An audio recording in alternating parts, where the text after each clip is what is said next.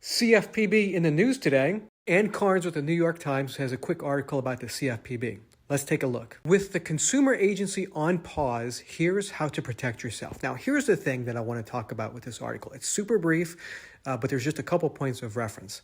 So number one is that although the Trump administration is pulling back a little bit on the regulatory agencies, they are still able to enforce the law with the law. Big thing is that the regulations that the executive branch has written is what Trump is pulling back on, but the laws passed by Congress still exist. Let's take another look here. She says that rules on banks and credit card fees, medical debt, and payment apps are in limbo. It's important, again, to remember that those rules are the executive regulations and rules. These are not the laws by Congress that are in limbo. But she says one thing that you can do is carefully check your financial statements, one expert says. Continuing on, she says that with the government seemingly stepping back from regulatory duties, consumers may have to act as their own financial watchdogs. This is interesting. She says the CFPB, the independent federal agency created after the 2008 financial crisis to shield people from fraud and abuse, has been muzzled, at least temporarily. The CFPB is not an independent agency. It is an executive branch regulatory agency. So I'm not sure what she means by independent.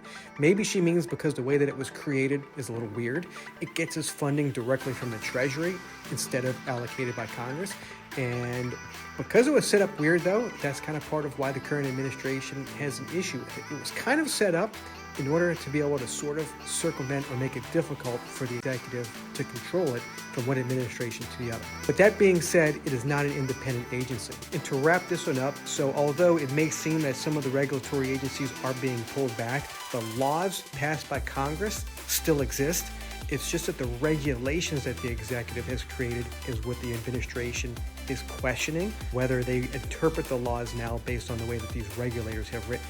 And as far as the consumers being their own watchdog, consumers always have the ability to be their own watchdog. That's how the consumer protection laws are designed.